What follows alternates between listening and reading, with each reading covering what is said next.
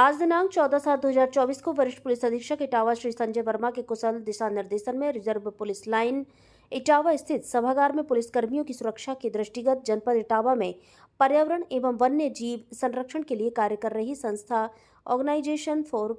Conservation of environment and nature द्वारा disaster management plan के तहत राज्य आपदा विषयक सर्प पहचान, सर्पदंश उपचार व सर्पों का महत्व विषय पर आधारित एक महत्वपूर्ण जागरूकता कार्यक्रम आयोजित हुआ, जिसमें सभी पुलिसकर्मियों ने सर्पदंश से बचाव के साथ त्वरित उपचार और सर्प को पहचानना सीखा। मुख्य वक्ता रहे वन्यजीव विशेषज्ञ सर्पमित्र डॉक्टर आशीष त्रिपाठी ने सभी उपस्थित पुलिसकर्मियों को लेक्चर ऑफ लाइफ के अपने विशेष व्याख्यान में सर्पदंश पहचान और उपचार की महत्वपूर्ण जानकारी प्रदान की। जागरूकता कार्यक्रम के अंत में सर्पमित्र डॉक्टर आशीष त्रिपाठी को वरिष्ठ पुलिस अधीक्षक इटावा द्वारा प्रोत्साहित करते हुए प्रोत्साहन राशि प्रदान की गई।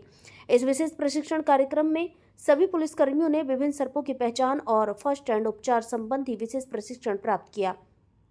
डॉक्टर आशीष ने बताया कि आपके स्कूलों में व घरों के पास चूहों और मेढकों को सूंघकर ही सांप उनके पीछे अक्सर चले आते हैं, अतः हमें अपने घर एवं स्कूलों में साफ सफाई स्वच्छता का विशेष ख्याल रखना चाहिए और सर्पदंश का शिकार होने पर हमें बिल्कुल भी घबराना नहीं चाहिए, क्योंकि सभी सर्प जहरीले नहीं होते हैं। डॉक्टर आशीष ने विशेष रूप से कहा कि हमेशा ध्यान रखना कि कोबरा या करेत के दंश का इलाज झाड़ फूंक कभी नहीं होता, बल्कि सिर्फ एंटीवेनम ही होता है। साथ ही बताया कि सभी सर्प किसान मित्र होते हैं जो चूहों को खाकर पर्यावरण संतुलन के साथ हमारे खाद्यान्न भंडार को चूहों और हानिकारक कीड़ों से सुरक्षित बनाए रखने में अपनी अहम भूमिका निभाते हैं। अतः सर्पों और अन्य वन्य जीवों को कभी भी नहीं मारना चाहिए। सर्पदंश के बाद इलाज के लिए जिला अस्पताल इटावा के इमरजेंसी वार्ड के कमरा नंबर 3 में जल्द से जल्द पहुंचाया जाए ताकि आपकी जान बच सके। इस दौरान अपर पुलिस अधीक्षक अपराध श्री सुबोध गौतम, प्रतिसार निरीक्षक श्री कीश्वर अली एवं पुलिस के अन्य अधिकारी कर्मचारी उपस्थित रहे।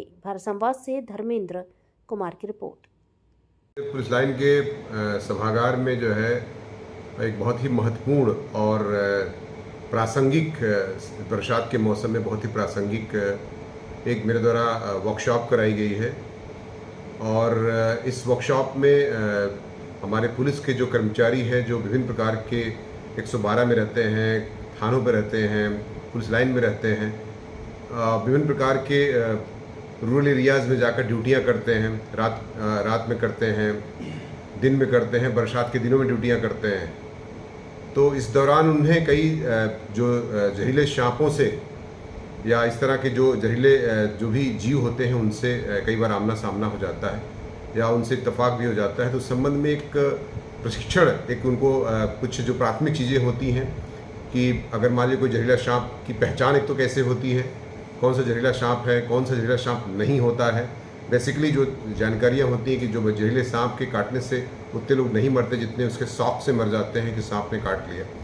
तो ये एक प्राथमिक जानकारी, और कौन से स्टेप्स और कौन से ऐसे सांप होते हैं जिनकी पहचान क्या होती है,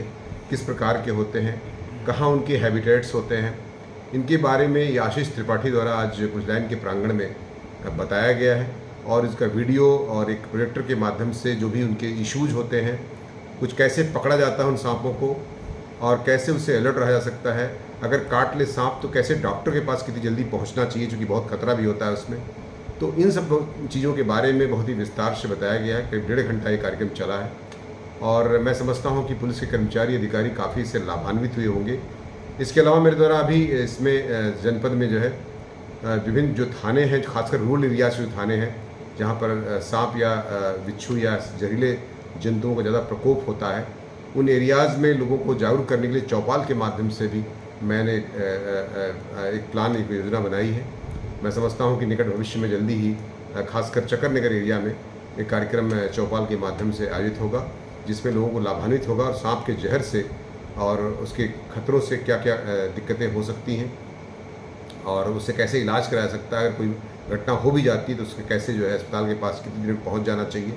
और जो अनावश्यक झाड़ फूस के चक्कर होता है उसमें नहीं पड़ना चाहिए। ये एक महत्वपूर्ण बिंदु बताया गया है और मैं समझता